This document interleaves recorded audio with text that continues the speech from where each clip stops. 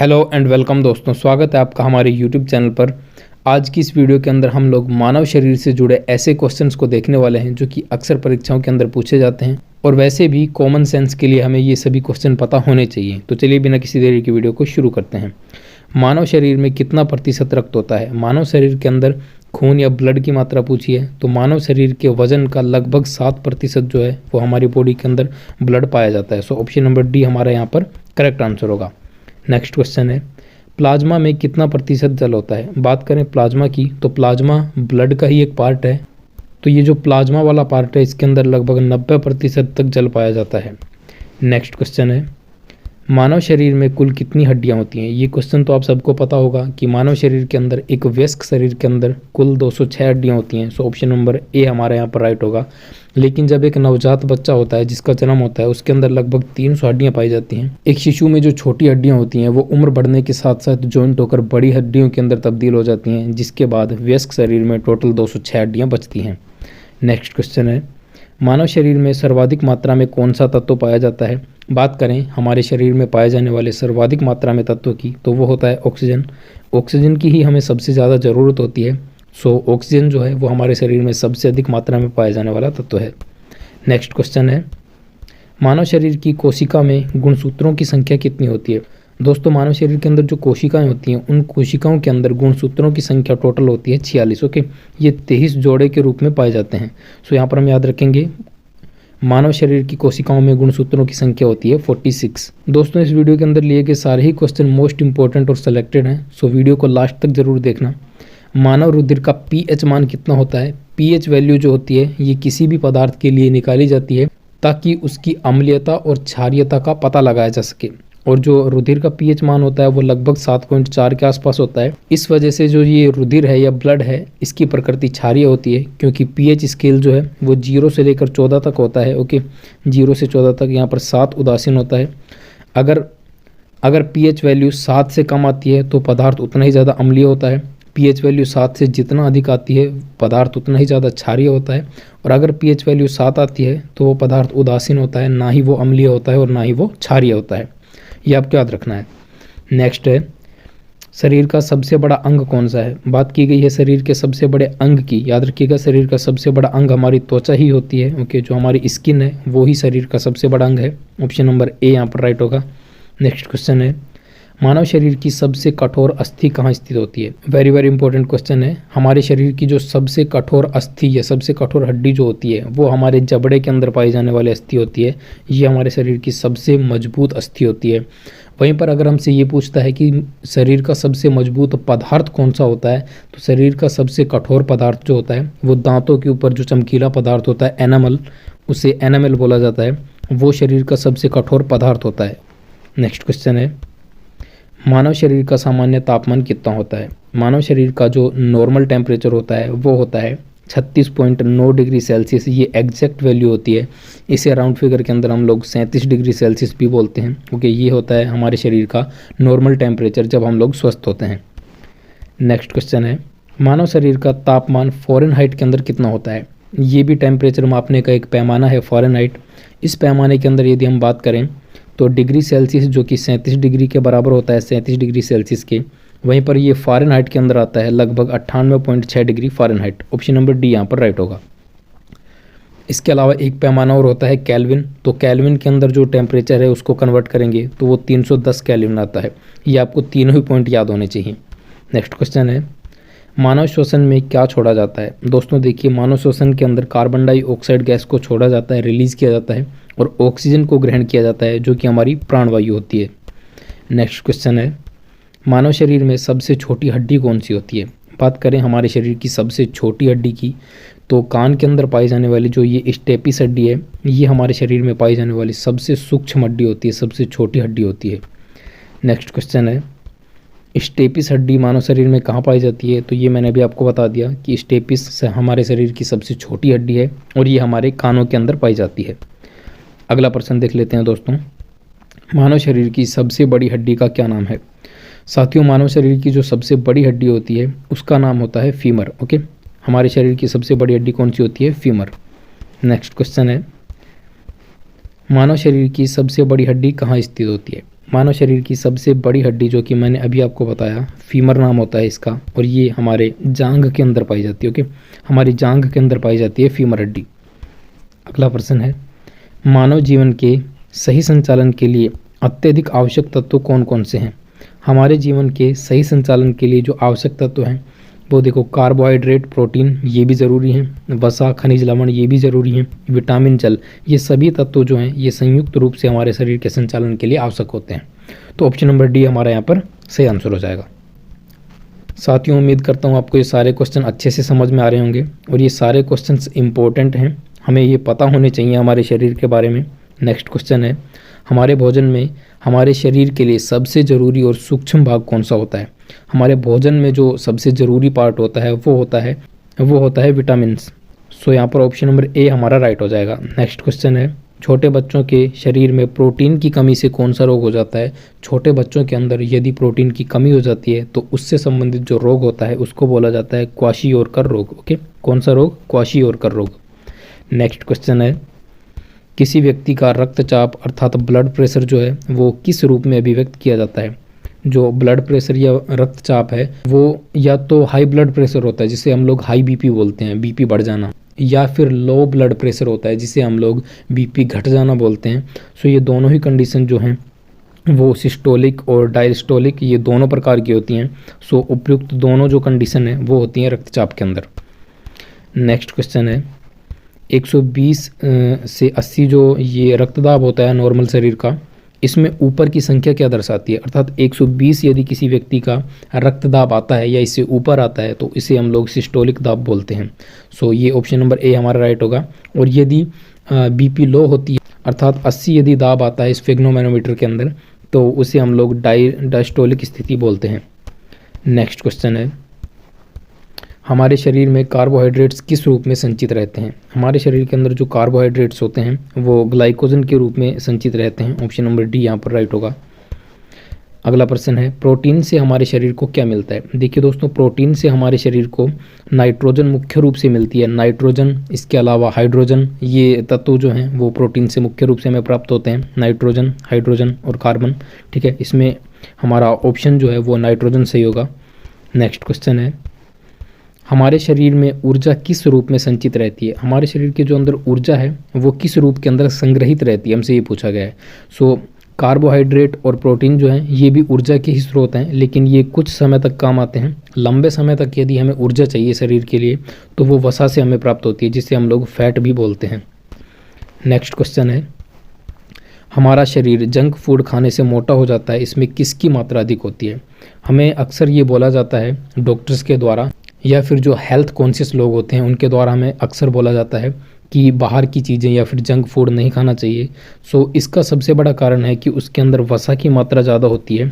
Okay, fatty acids जो होते हैं, ऑयल जो होता है फैटी ऑयल, उसकी मात्रा ज़्यादा होती है जिस वजह से हमारे शरीर में मोटापा बढ़ सकता है। सो वसा की मात्रा ज़्यादा होती है जंक फूड के अंदर, इस वजह से हमें वो नहीं खाना चाहिए। नेक्स्ट क्वेश्चन है, हृदय की एक धड़कन में लगभग कितना समय लगता है? यहाँ पर हमसे पूछा है कि हृदय के एक धड़कन अर्थात संकुचन और स्पंदन उसके अंदर कितना समय लगता है। तो एक धड़कन के अंदर लगभग 0.8 सेकंड का समय लगता है। और इसी हिसाब से यदि हम कैलकुलेट करते हैं तो 60 सेकंड अर्थात 1 मिनट के अंदर हमारा जो हृदय है वो लगभग 72 बार धड़कता है। ओके, 72 बार धड़कता है हमारा हृदय 1 मिनट के अंदर। नेक्स्ट क्वेश्चन है, हमारे शरीर में तुरंत ऊर्जा किससे प्राप्त होती है?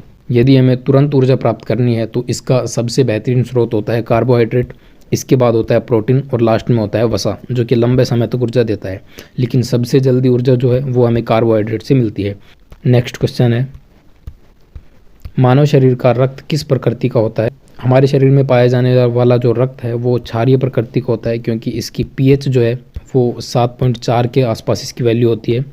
नेक्स्ट क्वेश्चन है, मानव शरीर में टिबिया हड्डी कहाँ पाई जाती है? जिस प्रकार से फीमर हमारे शरीर की सबसे बड़ी हड्डी है जो कि जांघ में पाई जाती है, उसी प्रकार से घुटने से नीचे का जो हिस्सा है वहाँ पर टिबिया और फिबुला नामक 2 हड्डियाँ पाई जाती हैं।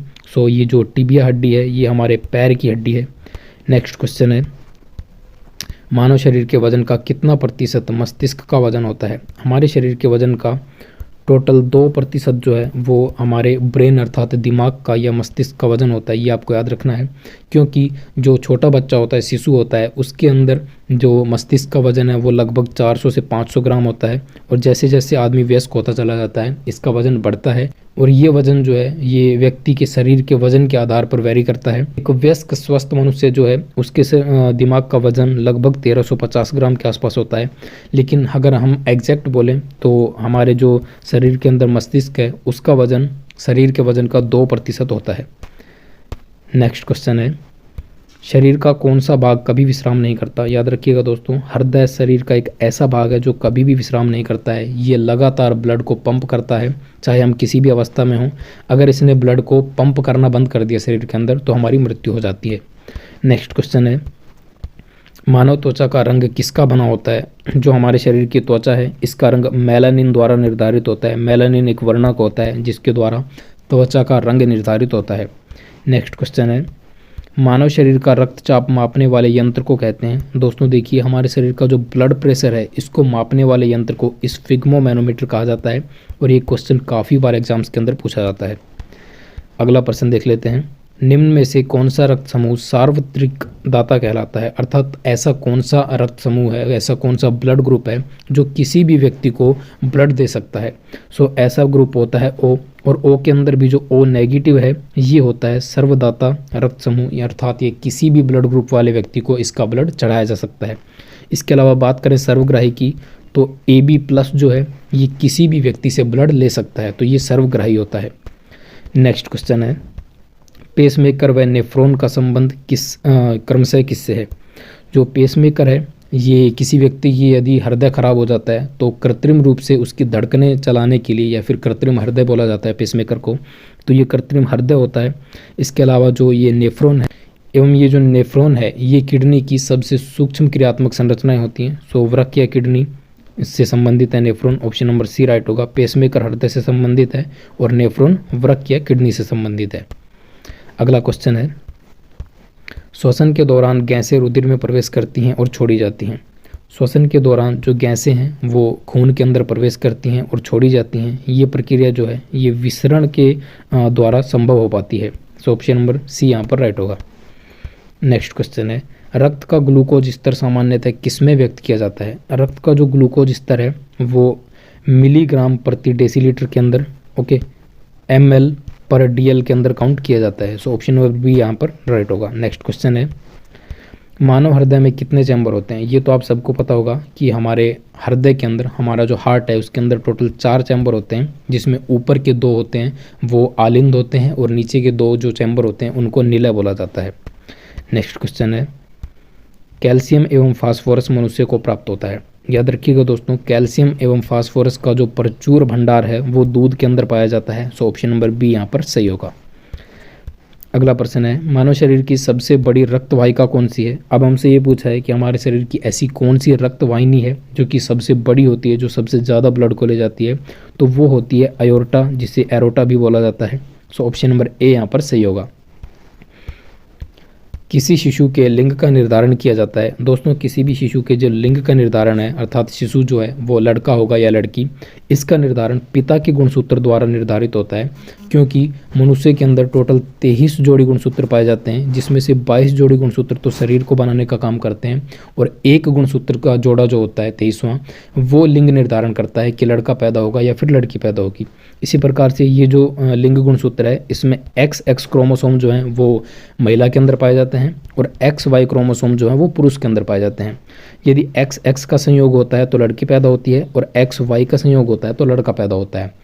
इसके लिए मुख्य रूप से जिम्मेदार पुरुष होता है कि लड़का पैदा होगा या फिर लड़की पैदा होगी। नेक्स्ट क्वेश्चन है, मानव शरीर में जल व खनिज का अवशोषण कहाँ होता है? हमारे शरीर के अंदर जल व खनिज का मुख्य रूप से अवशोषण जो है वो बड़ी आंत के अंदर होता है, और भोजन का जो अवशोषण है वो छोटी आंत के अंदर होता है। ये दोनों ही पॉइंट आपको याद होने चाहिए। अगला प्रश्न है, मानव मस्तिष्क में स्मरण क्षमता पाई जाती है? हमारे शरीर मस्तिष्क के अंदर जो स्मरण क्षमता है वो सेरिब्रम के अंदर पाई जाती है। ऑप्शन नंबर ए यहाँ पर राइट होगा। नेक्स्ट है, मानव शरीर की सबसे बड़ी हड्डी कौन सी है? मानव शरीर की जो सबसे बड़ी हड्डी होती है वो फीमर होती है, जो कि जांघ के अंदर पाई जाती है। नेक्स्ट क्वेश्चन, मानव में ताप का नियंत्रण कौन सी ग्रंथि करती है? वेरी वेरी इंपॉर्टेंट है क्वेश्चन। मानव शरीर के अंदर टेम्परेचर का नियंत्रण जो है वो दिमाग का हाइपोथैलेमस नामक पार्ट करता है। सो ऑप्शन नंबर ए यहाँ पर हमारा राइट होगा।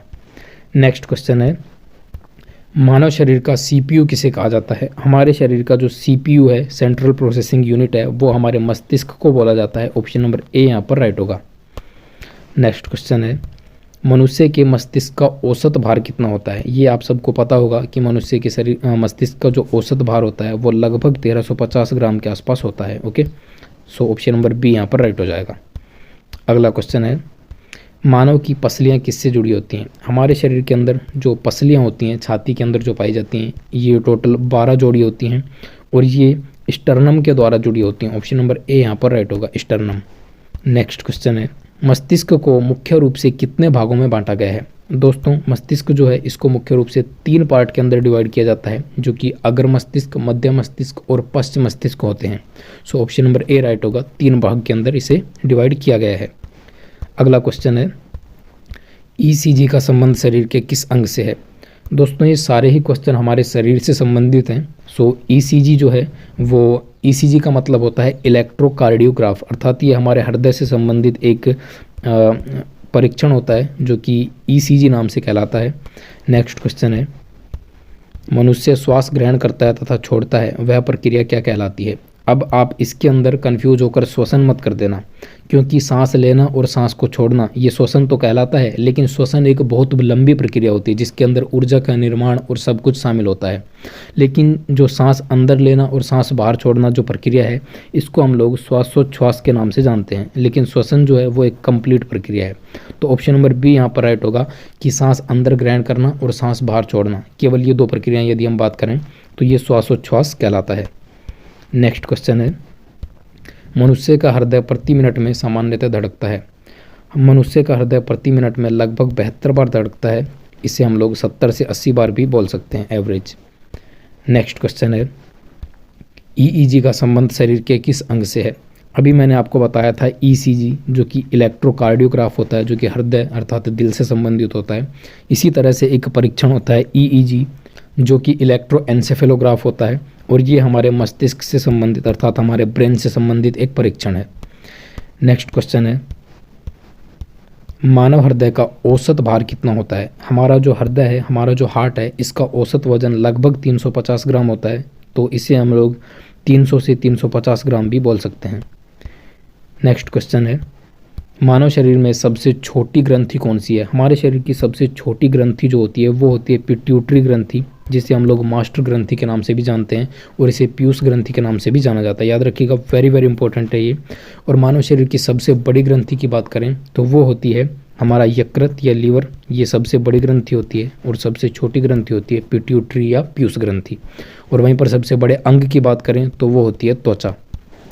नेक्स्ट क्वेश्चन है, मनुष्य में रुधिर की मात्रा उसके भार की होती है?